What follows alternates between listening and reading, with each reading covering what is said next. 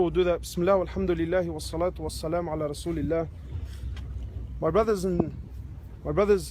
the family has made it very, very clear that if there's anyone here who feels like he has a right with this brother, or he feels like this brother owed him anything in this world, then come forward and see the family. This is not a pride issue. In fact, this is a haqq issue. And this is actually a sunnah of Rasulullah sallallahu alayhi wasallam. And if you feel like that there used to be a time when you two were joking and he said a word that hurt you once, then forgive him. And if you feel like that there was something once in the days where something took place, whatever the case is, wallahi my brothers, this is the time and the moment that we forgive one another purely for the sake of Allah.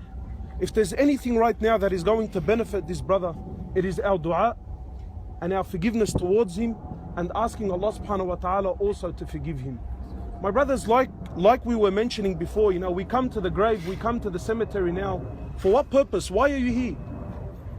Why are we here? You know, I'm starting to see a lot of regular faces at this place. What have you learned from the last time you were here? What is it that we take home when we come to the grave? Have we come so we can show our face? Do you think the brother is in need for you to just show your face? Brother, did you go? Yeah, well, alhamdulillah, I went, I showed my face and I called it a day. No, if you're not here to benefit, if you're not here to take a lesson, if you're not here to change your life, then why are you here? You know, my brothers, many years ago, I was in Syria and I visited one of the graves there, one of the cemeteries. And on the door of the cemetery, they had a plaque, a very interesting plaque. And basically it said on the plaque before you enter into the cemetery, it said, do not be surprised. It's speaking on behalf of the dead, yeah? It said, do not be surprised by us, for we were like you yesterday. But as for tomorrow, well, tomorrow you will be like us. Don't come here and be shocked.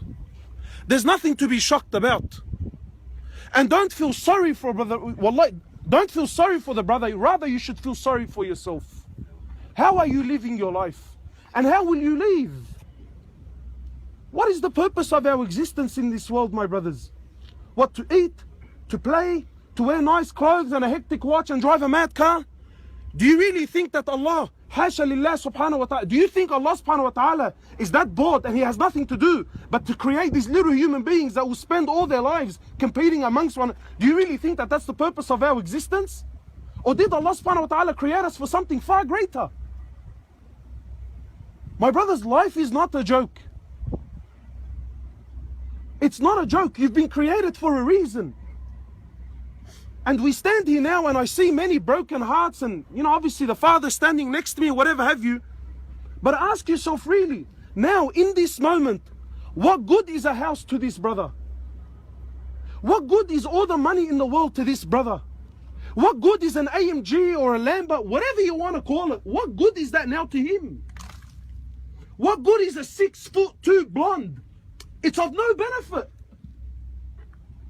It's of no benefit. No matter how many zeros were in you, it's of no benefit now. Granite bench tops, timber bench top, ensuite, not ensuite, is a double story, is it a split level? How many? This is of no benefit whatsoever. This is gone. وَمَا الْحَيَاةُ الدُّنْيَا إِلَّا مَتَاعُ الْغُرُورِ. What is the life of this world except it's a deception, it's a dream, it's an illusion. Why is it a dream? Because to believe in the dream, you have to be what? You have to be asleep. Ali bin Abi Talib, he says, you're asleep. And when death comes, you wake up. Ya hasrati, whoa, where am I now? And it's too late then. You can't go back. You know, my brothers, I always think to myself, and really, let's pose the question. I challenge anyone that if you could bring out any person in this cemetery, any person, Muslim or non-Muslim alike, if we could, let's just imagine for a moment that we could bring this brother back up and make him stand and only have 1 minute in his life, how do you think he would spend it? What would he do with that minute? We sit here thinking, you know, I feel sorry for the brother. You know, again, no, don't feel sorry for him. There are no accidents in Islam. Wallah, you know, so young, so... No. His death was decided by Allah 50,000 years before the creation of the heavens and the earth. That bullet had his name on it, whether you like it or not. That time, that place, that location, this was all decreed by Allah subhanahu wa ta'ala. The question is how did you go? How did he go? What state was he in when he left this world? How are you living your life, my brother? How many more visits, how many more reminders, how many more deaths do we have to see before you and I wake up and pull up and come to understand? Why are we wasting our lives for? For what? For what benefit? So I ask, if we could bring him up, brother, how would you spend your minute? You know, it is only now he knows the value of one, subhanallah. Now he knows the value. If I had just given $1 more in charity, I would have found it here. Ya Allah, if I just did one more sajda, if I had just one more sajda, I would have found the light of that sajda in my grave.